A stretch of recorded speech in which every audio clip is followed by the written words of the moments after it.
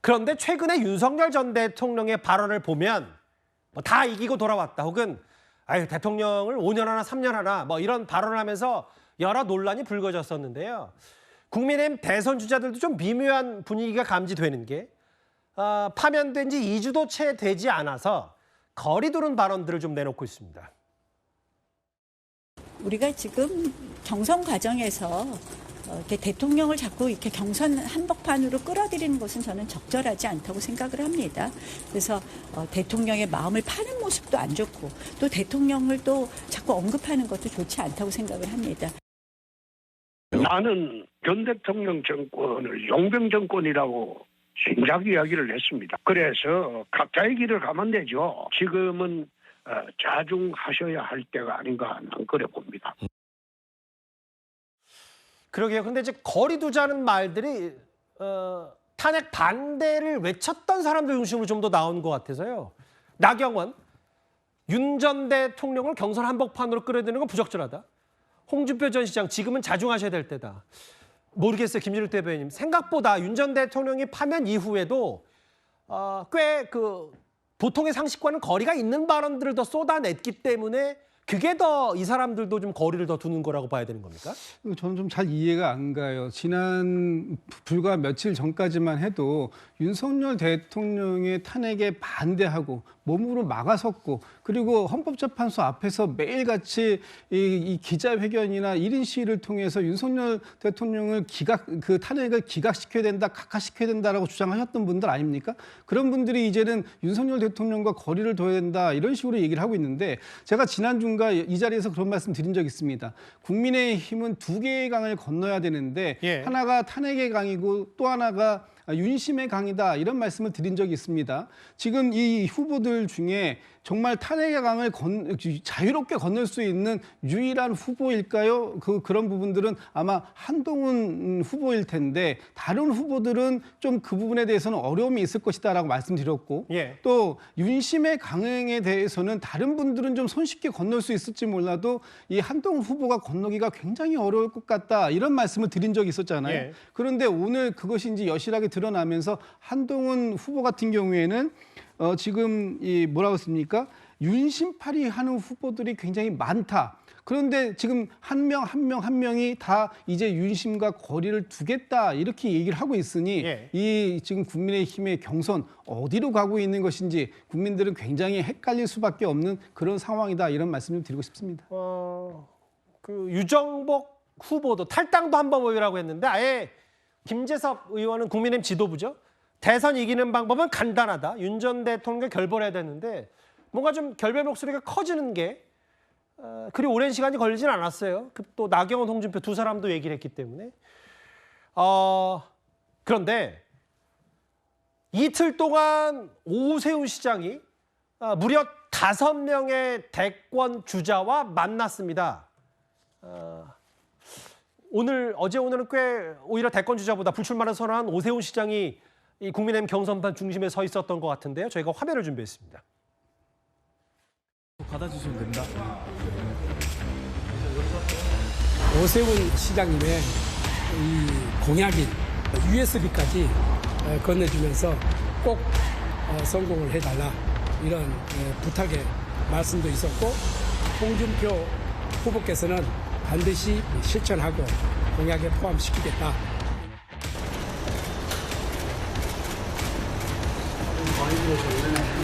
형님, 요걸 이렇게 들고 사진 찍어야 돼요? 이건 아주 약자 동행 정책의 엑기스를 뽑아가지고 다시 한번 드렸습니다. 여기 보시면 이렇게 메모를 열심히 했어요. 정말 훌륭한 정책입니다. 이 정책에 대해서 USB에 넣어서.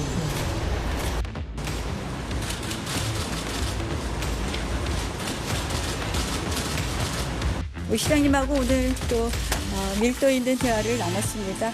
아시다시피 오 시장님이나 저나 서울을 배경으로 해서 서울을 근거로 해서 활동했던 정치인이기 때문에 그동안에 많은 교류가 있었습니다.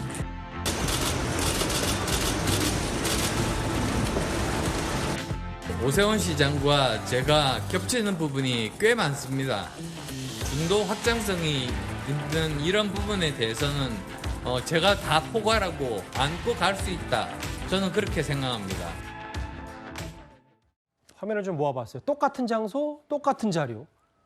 사람이 훅훅 바뀌었는데 홍준표, 김문수, 나경원, 안철수 순으로 만났고 글쎄요. 뭐 누가 오심을 잡을 거냐라는 게 어제 오늘 화두였다면 그 윤기천 부위원장님 시간은 오세훈 시장과 홍준표 후보가 제일 길게 만났어요. 1시간 20분. 비공개 만찬. 저녁입니다. 저게 이제 제가 전에 듣기로다가는 저 네 분의 약속이 다 돼 있던 것 같더라고요. 그러니까 한 분 만난 사실이 언론에 발표되고 나서 다른 분이 부랴부랴 미팅을 잡은 것이 아니고 이미 다 잡혀있던 약속이기 때문에 그러니까 저 주자들 입장에서 보면 오세훈 시장에 갖는 상징적인 의미가 몇 가지가 있죠. 서울시장이라는 부분도 상당히 메리트가 있습니다. 예. 그리고 이제 뭐 지지율의 그 뭐 높고 낮음의 문제가 아니고 어쨌든 중도 확장력이 있다는 이제 평가를 받는 분이기 때문에 그 오세훈 시장과 만날 때 각 후보들의 속셈은 다 달랐을 것 같아요. 예를 들면 뭐 한 두 분 정도의 후보는 네 명의 그 컷오프에 통과하기 위해서 오세훈 시장이 갖는 여러 가지 중도에 대한 소구력을 좀 갖고 가겠다라는 취지의 속셈이 있을 반면에 나머지 한 두 분 정도는 조금 더 중도 확장력 있는 분을 통해서 뭐 과반을 얻으려는 이런 목적도 있지 않겠는가라는 생각을 해서 어쨌든 네 분이 저렇게 연달아서 만난 저 부분은 저는 개인적으로 뭐 비판의 대상까지 될 건 없다고 봐요. 왜냐하면 만나서 악수하고 여러 가지 얘기 끝난 게 아니고 그 약자와의 동행이라는 그 오세훈 시장의 트레이드 마크인 정책을 같이 펴겠다라는 취지고 받아들이겠다는 취지고 디딤돌 소득 같은 경우에는 이제 이재명 대표의 기본소득에 대항해서 만든 공약이기 때문에 저런 부분을 힘 합쳐서 같이 펴나가겠다는 거라서 저는 개인적으로 친분 이상의 정책 협업 이 정도 의미가 있기 때문에 상당한 의미 있는 행보다 이렇게 보여집니다. 저 USB 안에 이른바 오세훈심, 무심이 담겨 있을지 뭐 주요 딱 엑기스라는 표현은 그 방송 용어는 아니고 뭐 주요 핵심만 뽑아들었다라는 건데 다 일일이 이틀 동안 5명을 만났는데 신지호 의원님 그런데 한동훈 전 대표는 안 만났어요? 그러니까요. 뭐 근데 저 USB 있잖아요. 예. 한동훈 후보는 대표 시절에 이미 받았어요. 작년 그 전당대회 과정에서 두 분이 아침에 저 서울역 근처에 그 동자동에 있는 동행식당이라고 하는 거기서 식사를 하면서 굉장히 많은 대화를 나눴고 그때 이미 오세훈의 약자와의 동행이 한동훈의 격차 해소하고 거의 뭐 싱크로율이 90% 이상 된다. 그래갖고 그 당시에 이미 이제 한동훈 후보가 제가 대표가 되면 오 시장님 그런 거 이거를 서울뿐만 아니라 우리 당 소속 광역단체장이 있는 곳에 다 같이 할 수 있도록 예를 들면 그때 구체적으로 나왔던 그 정책이 서울런이라고 하는 그거였습니다. 근데 요번에 이제 이렇게 된 건데 뭐 저 내용으로 따지면 이미 이제 한동훈 후보하고는 이루어진 거고요. 근데 제가 저 장면을 보면서 그러니까 정치는 혼자 할 수 없으니까 연대와 협력이 필요해요. 그런 기본은 자기 힘을 길러놓고 그 다음에 뭐 연대도 하고 협력도 해야 되는데 지금 이거 보면 윤심 뭐 어떻게 좀 얻으려고 막 이러다가 윤심이 좀 인기가 떨어지는 것 같으니까 거래두게 하고 또 이제 오심을 어떻게든지 얻어갖고 막 이러려고 또 하고 그러니까 또 뭐 그거 갖고 안 되면 또 한독수 권한대행 차출해갖고 뭐 자꾸만 하려고 그러고 그러니까 정치의 기본은 자강이다. 자강부터 좀 열심히 하자는 말씀을 좀 드리고 싶습니다. 그렇게 저희 제작진이 또 발빠르게 그 아까 신지호 의원이 말씀하셨던 저 장면 찾았어요. 과거. 그런데 오늘 앞서 비공개로 아무래도 홍준표 후보가 가장 오세훈 시장과 길게 얘기를 한 것 같은데 홍준표 후보가 오늘 정책 발표 기자회견을 이어갔습니다. 홍준표 후보 기자들과 질의응답 과정에서 이런 일이 있었습니다. 화면을 만나보겠습니다. 지금부터 질문을 받는데요. 질문은 이명태 교수님한테 하세요. 어떻습니까? 자, 이렇게 해서 괜찮죠? 정치 현안도 여쭐 게 있다. 아니 그 외에는 오늘 물어보지 말고. 후보님께 직접 답변 듣고 싶습니다. 내 모르는 거는 옆에서 그럼 답변해도 돼요? 예. 그래 합시다 그럼. 네. 말씀하세요. 자, 저분한테만 답변하고 내가 갈게 그럼. 어떤 기자님 손 들어주실까요? 예. 자, 먼저 하시죠 그러면. 말씀 너무 잘 들었습니다. 저는 뉴스타파라는 언론사의 기자라고 합니다. 네. 됐어. 네. 나 저. 아니 왜 입퇴막을 하십니까? 아니 그러시는 하시는 것이 질문 끝까지 듣고 가십시오.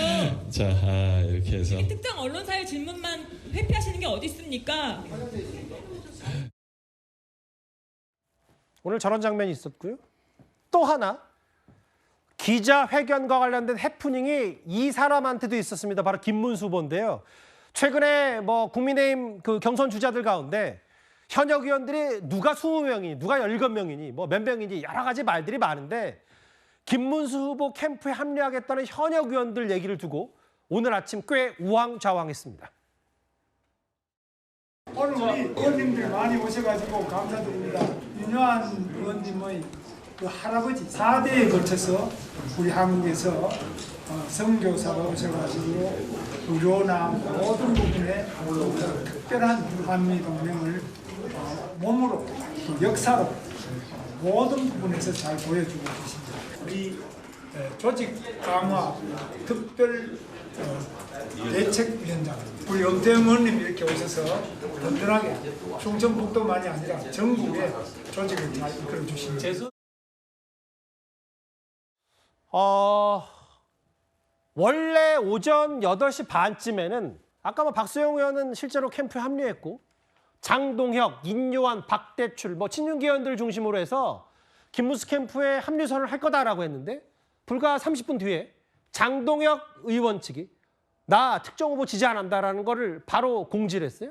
그래서 또 부랴부랴 20여 분 뒤에 기자회견이 연기됐다가 또 30분 뒤에 비공개로 면담을 했고 저렇게 사전 공지 없이 아마 그래서 저 영상도 휴대전화로 일부 기자가 찍은 모양인데 기자회견을 해서 박수영 엄태영 등등해서 이제 후보들만 합류하겠다. 이게 왜 이렇게 혼선이 있었던 거예요? 다 얘기되고 기자회견하는 거 아닙니까? 근데 이제 아마 김문수 후보 캠프 경선 캠프의 경우에는 이제 막 체계를 갖춰가는 것 같아요. 그래서 여러분들이 여러분들한테 그 연락을 해가지고 뭐 지지 여부나 합류 여부를 문의하고 그걸 체크하다 보니까 뭐 좀 혼선이 있는 것 같습니다. 예를 들면 A라는 분이 체크했을 때는 뭐 안 한다 그랬다가 B라는 분이 체크했을 때는 생각해 보겠다고 이런 식의 이제 이걸 총합할 수 있는 아직까지는 체계가 좀 덜 갖춰진 게 아닌가라는 생각이 들고 개인적으로 이게 원내대표 선거가 아니기 때문에 의원들 몇 분이 누구를 지지하느냐, 누구를 어느 캠프에 얼마만큼 합류하느냐는 크게 좌우를 하지 않는 것 같아요. 그래서 저 부분은 의미가 없기 때문에 실제 표심에도 큰 영향을 미치지 않는다. 따라서 이 의원들 입장에서 보면 누구 뭐 도와줄 수 있지라는 의사 표현이 마치 거기에 지지 선언이나 캠프에 합류인 것으로 해석될 여지도 있고 해서 그런 약간의 좀 우스꽝스러운 혼선이지 저게 뭐 난 저 김문수 후보를 지지할 수 없어 이렇게 단언한 건 아닌 것처럼 보이거든요. 그래서 후보로 선출이 되면 그러니까 저희 당 입장에서 보면 어느 의원님들 같은 경우에는 특정 후보 캠프에 안 들어가는 이유가 그러니까 후보자로 선출이 되면 당이 전체가 달라붙어서 이제 후보자를 위해서 뛰어야 되는데 그러니까 너무 이게 편가르게 하게 되면 나중에 합류할 때 좀 어색함이 있다 이런 취지로 합류 안 하시는 분도 있고 해서 저 부분은 크게 의미를 부여할 필요가 없는 이벤트다. 저 그렇게 생각합니다. 다만 윤기천 부위원장 말씀 받아서 그런 건 있는 것 같아요. 그러니까 원내대표 선거가 아니기 때문에 누가 누굴 지지하는지는 특정할 수는 그렇게 큰 의미는 없다고 하지만 뭔가 친윤들의 생각이 많이 복잡한 것 같아요. 막 각자 도생 얘기도 있고 내가 어느 후보를 지지해야 되지라는 부분. 알겠습니다. 해프닝 2개의 영상 차례로 만나봤습니다.